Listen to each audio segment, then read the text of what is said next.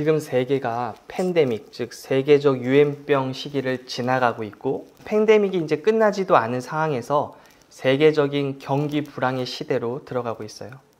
수많은 경제 전문가들이 말하는 것을 굳이 듣지 않아도 이미 우리가 실생활에서 체감을 하고 있죠. 물가는 계속 가파르게 오르고 있고, 하지만 임금은 오르지 않고 사람들의 경제 활동이 계속 많이 위축되고 있어요. 그리고 특별히 대기업의 움직임을 보면 경제가 얼마나 심각한지를 판단할 수가 있어요. 대기업 같은 곳은 세계적인 경제 상황을 판단하면서 움직임을 정해야 하기 때문에 누구보다도 경제를 정확하게 분석하고 판단하며 계획을 세워요. 제가 얼마 전 기사를 봤는데 하이닉스가 내년 설비 투자를 올해의 절반 수준으로 삭감하기로 결정했다고 해요. 지금 몸을 사리고 있는 거예요. 국내 수많은 기업들이 내년 투자 계획을 보수적으로 짜고 있고, 심지어 계획한 것들을 백지화하는 기업들도 늘고 있다고 해요. 이 팬데믹, 즉 질병에 관한 주제, 그리고 경기 침체, 즉 재정에 관한 주제, 이 두 가지 주제는 교회에서 점점 설 곳을 잃은 주제였어요. 왜냐하면 기복신앙이라는 이유 때문에요. 한국 사람들이 다들 어렵게 살고 가난하기에 몸이 약하고 의료 수준이 열악할 때는 이 두 가지 주제를 많은 교회가 이야기를 했어요. 그리고 아시다시피 이 두 가지는 인생에 있어서 가장 큰 문제들이에요. 그 문제들에 교회가 대답을 해주니까 과거에는 사람들이 교회에 몰려들었어요. 하지만 지금은요? 지금은 어떤가요? 교회에서 치유나 재정에 대해 말하는 건 성숙하지 못한 것으로 보거나 기복적인 것으로 봐요. 그래서 교회가 이 두 가지에 대해서 잘 말하지를 못해요. 저는 여기에 마귀의 전략이 있다고 믿어요. 사람들에게 오랜 시간 영향을 주면서 건강과 재정은 세속적인 것이라는 인식을 사람들의 마음속에 각인을 시켰어요. 그리고 예수님을 믿지만 잘못된 방식으로 치유를 전하고 부요함을 전해서 사람들이 치유와 부요함이라는 이야기만 들으면 마음에 반감이 생기도록 만들었어요. 마귀가 성공을 한 거죠. 저와 여러분은 이 성경적인 하나님 나라의 관점으로 치유와 부요함을 바라보셔야 돼요. 세상적인 관점으로 건강과 재정은 이 땅에서 잘 먹고 잘 살기 위한 수단이에요. 하지만 하나님 나라의 관점으로는요, 건강과 재정은 복음을 전하기 위해 꼭 필요한 수단이에요. 정말 꼭 필요해요. 저희 교회만 해도 장소를 넓히고 복음을 더 많은 사람들에게 전하기 위해서는 저도 건강해야 되고 재정이 꼭 필요해요. 그리고 복음을 위해서만이 아니어도 우리가 이 땅에서 살아가기 위해서는 건강과 재정이 필요해요. 이 두 가지가 없으면 이 땅에서 살아갈 수가 없어요. 흔히 하나님을 잘 섬기고 잘 믿으면 하나님이 다 알아서 건강도 주시고 재정도 주신다고 하는데 그렇지 않아요. 이미 우리가 경험으로 알고 있잖아요. 하나님을 정말 신실하게 섬기고 누가 봐도 성자 같은 그리스도인이 몸이 아파서 힘들어하는 걸 얼마나 많이 보나요? 또 누구보다도 도덕적이고 탁월한 성품의 그리스도인 중에 재정 때문에 고통받는 그리스도인들이 또 얼마나 많나요? 호세아 4장 6절 보실게요. 내 백성이 지식이 없음으로 망하는도다. 하나님의 백성도 하나님의 자녀일지라도 바른 성경적 지식이 없으면 자동적으로 하나님이 알아서 그런 삶을 주지 않으세요. 그러므로 이 시간에는 특별히 재정에 대해 말씀을 나누도록 해볼게요. 먼저 시편 23편을 보겠습니다. 23편 1편이요. 여호와는 나의 목자시니 내게 부족함이 없으리로다. 정말 유명한 시편이죠. 제가 요새 계속 묵상하는 시편이에요. 여기서 부족하다는 단어가 하세르라는 히브리어예요. 바로 여기 위에 보이는 이 단어예요. 그런데 히브리어의 알파벳에는 그 글자만의 의미가 있어요. 히브리어는 오른쪽에서부터 왼쪽으로 읽어요. 우리나라처럼 왼쪽에서 오른쪽이 아니에요. 여기 위에 있는 글자, 오른쪽에 있는 글자는 헤트라는 단어예요. 이 글자는 울타리라는 뜻이 있고 생명, 인생이라는 뜻이 있어요. 그리고 두 번째 가운데 글자는 사맥이라는 단어로 지지하다, 공급하다라는 뜻이 있어요. 그리고 마지막 글자, 저 노란색으로 된 글자는 레시라고 머리라는 뜻이 있어요. 그런데 왜 부족하다라는 뜻을 헤트, 사맥, 레시의 조합으로 표현했을까요? 자, 보세요. 이렇게 해석할 수 있어요. 머리로 공급받는 생명. 인생. 자신의 머리로 자신의 생명을 공급한다는 거예요. 그 사람은 자신의 지혜, 자신의 지성을 의지해서 살아가는 거예요. 많은 사람들이 이렇게 삶을 살죠. 자신의 머리를, 자신의 지성과 자신의 지혜를 의지해서 삶에 필요한 것을 공급하고 그렇게 삶을 살아가요. 그 인생에는 필히 부족함이 있을 수밖에 없어요. 그런데 밑에 비슷한 단어가 있어요. 앞 두 개의 글자는 같아요. 근데 마지막 글자, 저 분홍색, 바로 달렛이라는 단어인데 문이란 뜻이에요. 이걸 해석하면 어떻게 될까요? 문으로 공급받는 생명, 문으로 공급받는 인생. 여러분, 문 하니까 무엇이 떠오르세요? 요한복음 10장 9절이요. 내가 문이니 누구든지 나로 말미암아 들어가면 구원을 받고 또는 들어가며 나오며 꼴을 얻으리라. 예수 그리스도가 문이세요. 그래서 인생에는 두 가지 인생이 존재해요. 자기의 머리를 믿고 자기의 지혜를 믿고 살아가는 인생과 문이신 예수님을 믿고 예수님께 공급받으면서 살아가는 인생, 이렇게 두 가지 인생이에요. 하나님이 원하시는 인생은 은혜를 의지하는 인생. 바로 마지막 뜻이 헤세드, 은혜라는 뜻이에요. 그게 바로 부족함이 없는 인생이에요. 2021년도에 크리스천 투데이라는 기독교 신문과 이 건축가, 이분이 유현준 교수이신데 유현준 교수가 하는 인터뷰 내용을 보고 인상이 깊었던 적이 있어요. 이 TV에 많이 나오는 유명한 분이라고 해요. 이분이 교회에 대해서 말하는 인터뷰를 잠깐 읽어드릴게요. 그렇다면 교회의 위기는 어디서부터 시작됐을까요? 지금 기자가 이렇게 질문 던져요. 이제 대답을 하는 거예요. 저는 학교가 남녀공학이 되면서부터라고 봐요. 남녀공학이 되면서 교회만의 장점이 사라졌죠. 사회는 점점 개방되는데 교회는 제자리 걸음을 하다 보니 사회와 비교해 뒤떨어지고 보수적인 공간이 되어갔습니다. 과거에는 목사님 말씀이 유일한 교육기관 역할을 했습니다. 신학과, 인문학적 지식을 교회에서 배웠는데 지금은 배움의 자리가 많아졌습니다. 여러 인문학 강좌도 있고 하다못해 예능에도 인문학 강좌가 너무 많아졌죠. 과거 1970년대 여의도 순복음교회를 비롯해 한국교회가 부흥할 수 있었던 것은 경제적으로 어려운 사람들이 복받을 수 있는 방법은 하나님의 은혜를 받는 것이라고 했기 때문입니다. 입으로 시인하면 복을 받을 수 있다. 4차원의 영성, 5중복음, 3중축복 이런 것들이 통했어요. 하지만 요즘은 그 역할을 경제 유튜버들이 대체하고 있지 않습니까? 돈 버는 것은 경제 유튜버들에게 다 뺏기고 인문학적인 것은 예능 프로에 다 뺏기니 콘텐츠가 점점 약해진 것입니다. 저는 성령과 신앙적인 측면에서 말씀드리는 것이 아니라 냉정하게 바깥에서 보는 시각으로 분석하는 것입니다. 그런 것들이 다 빠져나가면 교회의 힘이 약해질 수밖에 없죠. 남는 것은 순수한 믿음을 가진 분들이나 이성교제에 관심 없는 나이 드신 분들, 가족 외에 공동체나 소속감을 원하는 분들일 것입니다. 이렇게 이야기를 했어요. 인터뷰는 더 길지만 여기까지 읽어드릴게요. 이 인터뷰를 읽으면서 마음에 걸리는 부분이 있었어요. 예전에는 교회에서 하던 역할을 지금은 경제 유튜버, 예능 프로그램에 다 빼앗겼다는 부분이에요. 왜 다 빼앗겼을까요? 교회에서 말하지 않으니까요. 또 말을 해도요, 극단적으로 하니까요. 집을 팔아서 헌금을 했다. 대출을 받아서 헌금을 했다. 또 자기 가족은 돌보지 않으면서 목사님 좋은 차를 사드리고 자기 가족은 부양하지 않으면서 모든 걸 교회에 바쳐서 이렇게 축복을 받았다. 그런 극단적인 이야기에 많은 사람들이 아예 귀를 닫아버린 거예요. 오해하지 마세요. 지금 그렇게 하신 분들을 폄하하는 게 아니에요. 그렇게 자신의 모든 것을 헌신해서 하나님께 드렸던 분들 중에는 분명히 하나님의 바른 음성을 들었고 정말 주님을 사랑하는 마음으로 하신 분들도 존재해요. 모두가 잘못된 사람은 아니에요. 하지만 그런 극단적인 사례들이 일반화가 되면서 이렇게만 해야만 하나님이 복을 주시고 하나님이 역사하신다라고 말하는 일들이 있기 때문에 사람들은 교회에서 재정에 관한 설교를 들으면 거부감을 느끼고 그 결과 이제는 교회에서도 목사님들이 재정에 대한 말씀을 좀처럼 전하려고 하지 않으시는 거예요. 오해를 받기 싫으니까요. 그러면 문제가 생길 수밖에 없어요. 재정에 대해서 아무런 말도 하지 않으면 하나님의 역사가 나타날 수 없어요.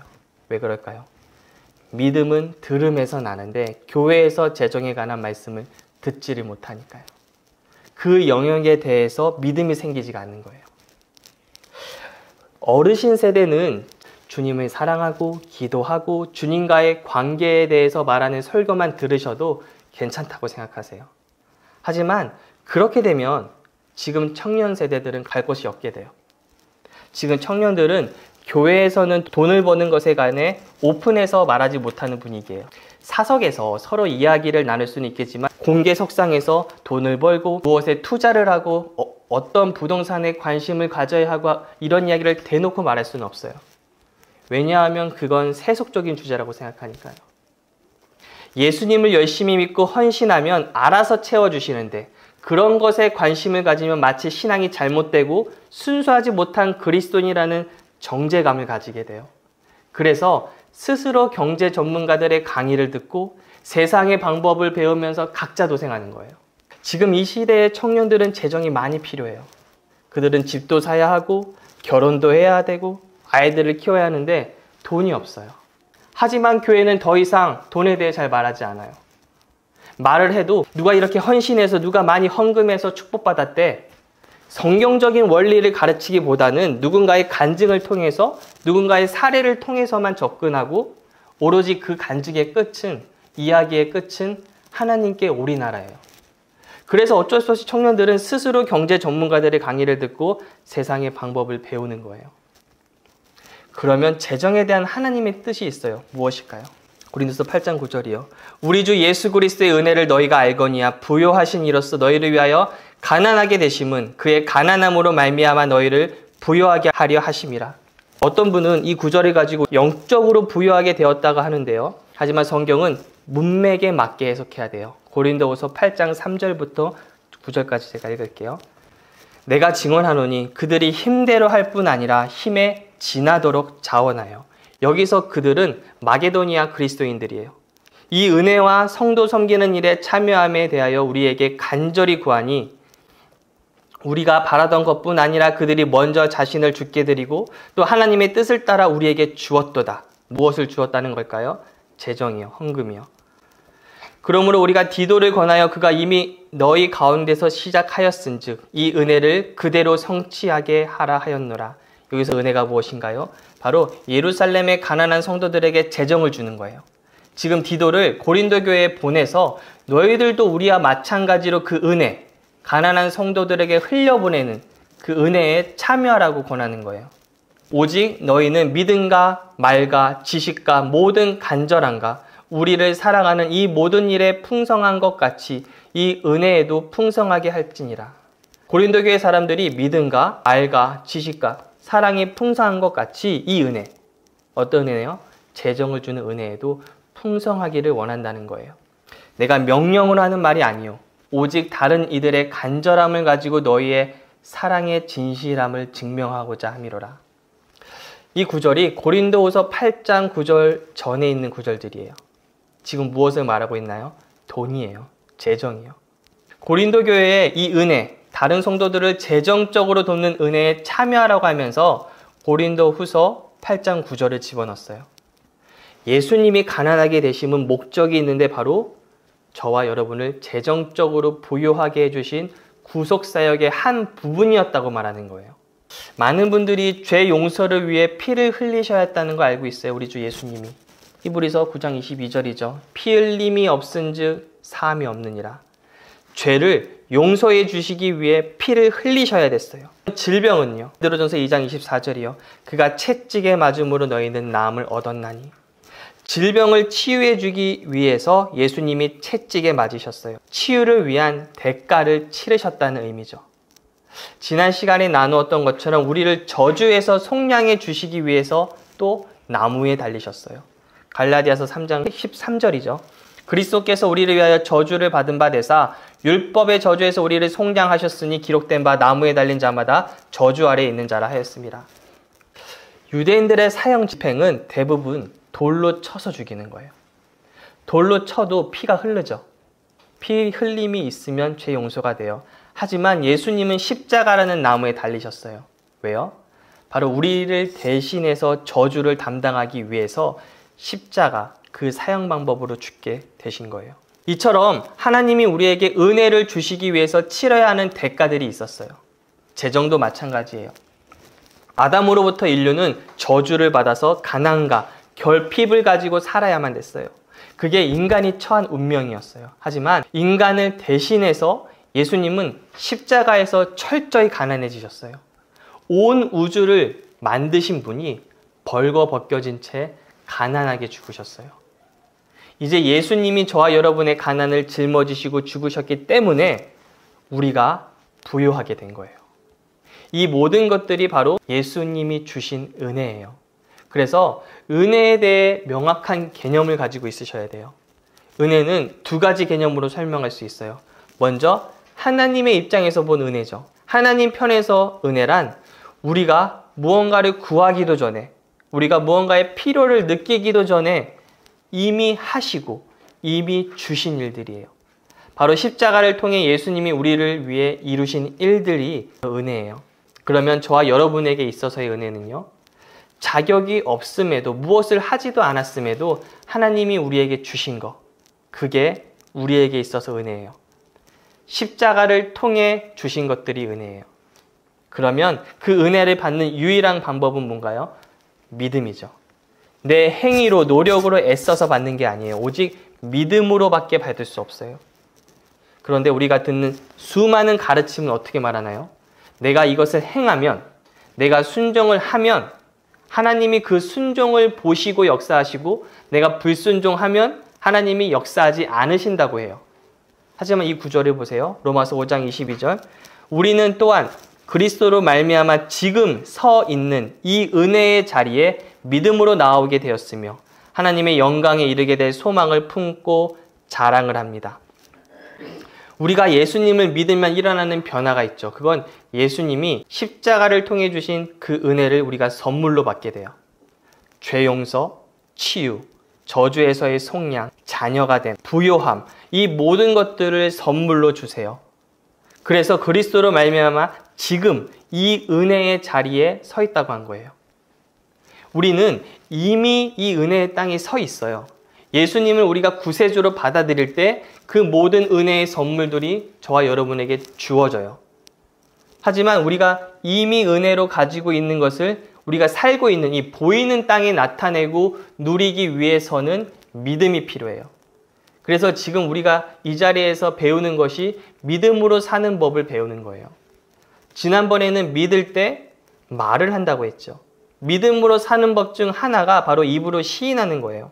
저는요, 정말 수시로 말해요. 계속해서 혼자 고백해요. 나는 예수님 안에서 의로운 자가 되었다. 나는 예수님이 가난해지심으로 말미암아 부유하게 되었다. 나는 예수님의 채찍에 맞음으로 나음을 입었다. 하나님은 나를 사랑하신다. 하루에도 계속해서 말해요. 왜냐하면 그게 하나님이 정하신 믿음으로 사는 방법 중에 하나니까요. 그러면 순종도 믿음으로 사는 법 중 하나일까요? 네, 맞아요. 누가복음 4장 25절부터 26절 보실게요. 내가 참으로 너에게 이르노니 엘리야 시대에 하늘이 3년 6개월간 닫혀 온 땅에 큰 흉년이 들었을 때에 이스라엘에 많은 과부가 있었을 때 엘리야가 그중 한 사람에게도 보내심 받지 않고 오직 시돈 땅에 있는 사렙다의 한 과부에게 뿐이었으며, 지금 이 이야기는 예수님이 이스라엘 백성에게 하시는 말씀이에요. 이스라엘 민족은 하나님이 선택한 민족이죠. 그래서 자신들은 하나님이 선택한 민족이라는 그 자부심이 있어요. 만약 누군가가 하나님의 축복과 은혜를 받아야 한다면 그게 누구라고 생각할까요? 자신들이요. 왜냐하면 우리는 하나님의 백성이니까. 그러한 자부심을 가지고 있는 이들에게 지금 이 말씀을 굳이 하시는 거예요. 엘리야 이야기를 꺼내시면서 엘리야 시대에 하늘이 3년 6개월 동안 닫혀 큰 흉년이 들었었던 이야기를 하세요. 마치 오늘날과 같아요. 우리도 지금 흉년의 시대로 들어가고 있어요. 이스라엘에 많은 과부가 있었는데 엘리야가 이스라엘 과부에게는 가지 않고 오직 시돈 땅에 있는 사렙다의 한 과부에게만 보내심을 받게 돼요. 누군가요? 이방인이죠. 지금 예수님이 무슨 말씀을 하시는 걸까요? 하나님의 은혜는 자격이 있다고 여기는 사람에게 주어지는 것이 아니라 자격이 없는 자에게 선물로 주신다는 말씀이에요. 이 사렙다의 과부는 너무 가난해서 먹을 것이 그 통에 밀가루 한 움큼만, 그리고 병에 기름 조금 있어서 그걸 자신의 아들과 먹고 죽으려고 했어요. 그런데 하나님의 사람인 엘리야가 그녀에게 가서 먹을 것을 달라고 하죠. 엘리야에게 먹을 것을 주자 하나님이 지면에 비를 내리는 날까지 그 통에 밀가루가 떨어지지 않고 병에 기름이 마르지 않는 기적을 경험해요. 근데 이 이야기를 통해 많은 성도님들이 주의 종에게 순종하면 놀라운 축복을 받게 됩니다 라는 이야기를 듣지만 여기서의 핵심은 그게 아니에요. 여기서의 핵심은 은혜와 믿음이에요. 은혜란 우리가 구하기도 전에, 우리가 필요를 느끼기도 전에 이미 하시고 주신 일이라고 말씀드렸어요. 하나님은 엘리야가 하나님께 먹을 것을 구하기도 전에 그에게 사르밧으로 가서 과부에게 먹을 것을 달라고 명령하세요. 이 말은 엘리야가 먹을 것을 구하기도 전에 하나님이 이미 준비하셨다는 말씀이에요. 사르밧으로 갔기 때문에, 즉 엘리야가 순종을 했기 때문에 하나님이 그 순종을 보시고 무언가를 행하신 게 아니었어요. 하나님이 은혜로 먼저 일하셨어요. 어떻게 하나요? 열왕기상 17장 9절 보실게요. 너는 일어나 시돈에 속한 사르밧으로 가서 거기 머물라. 내가 그곳 과부에게 명령하여 너에게 음식을 주게 하였느니라. 보시면 하나님이 이미 과부에게 말씀을 하셨다고 해요. 과부에게 내가 나의 사람을 보낼 테니 너는 그에게 음식을 주라. 그렇게 하신 거예요. 과부가 아무런 사전 공지 없이 엘리야에게 부탁을 들은 것도 아니었고 엘리야 역시 무작정 간 게 아니에요.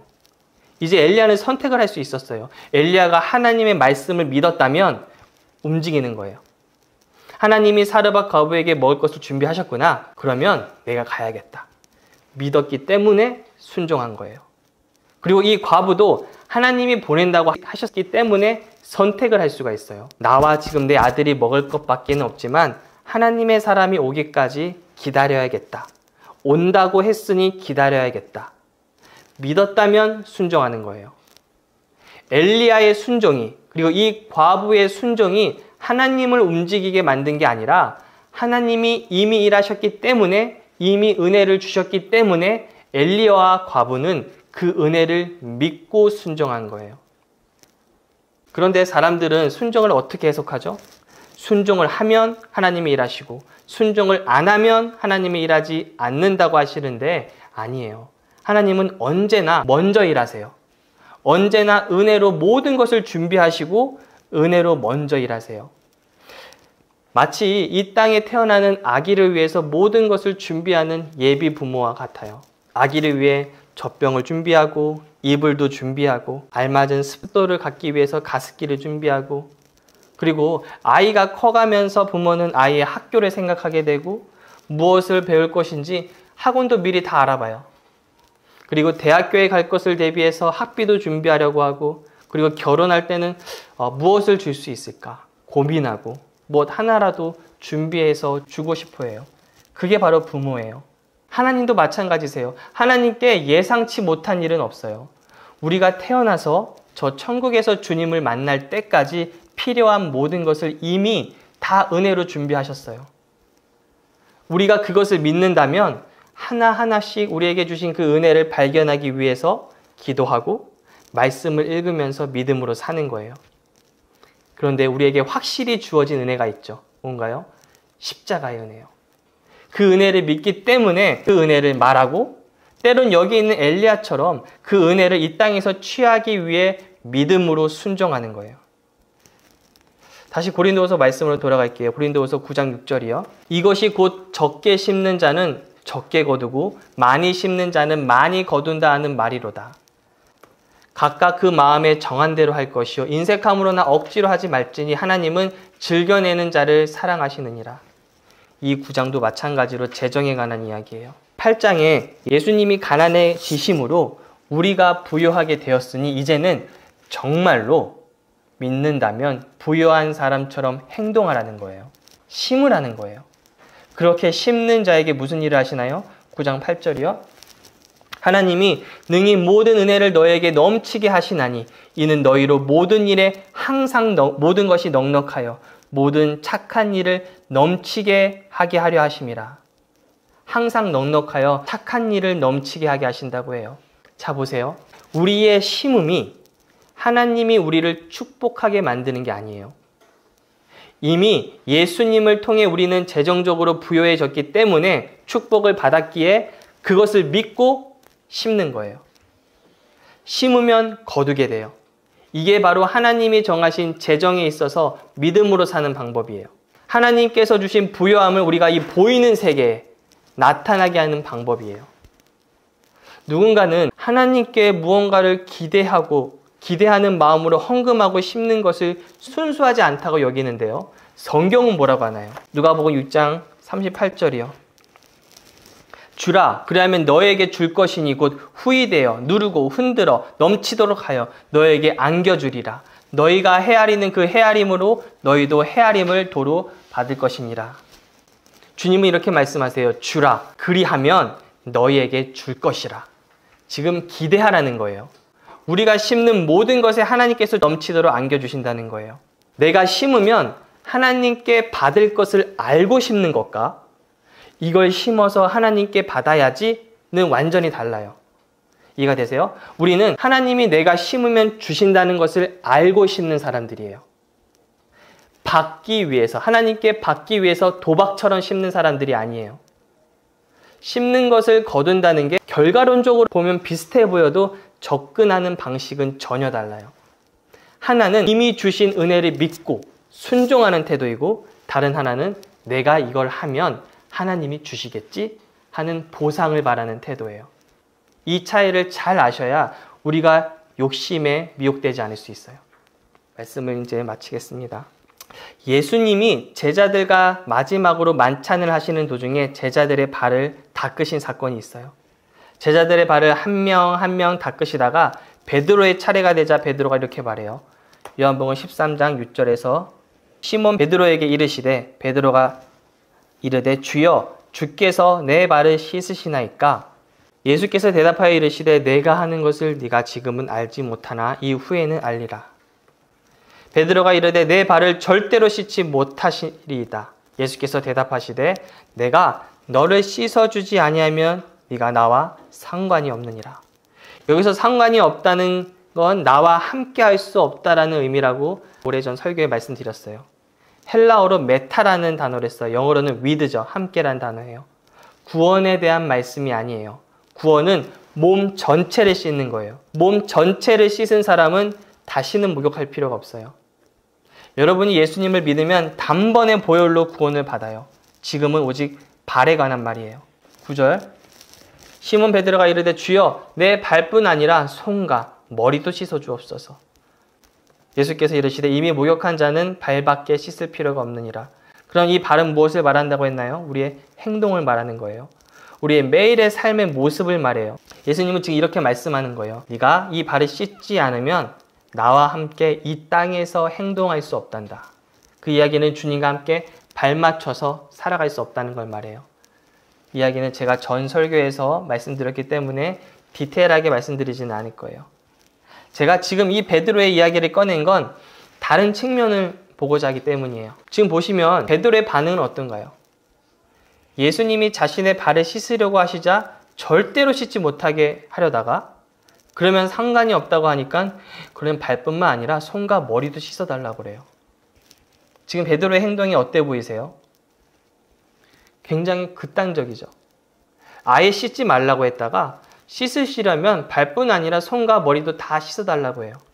이 모습은 육신에 속한 그리스도인의 모습을 예표해요. 어떻게 할 수 있을까요?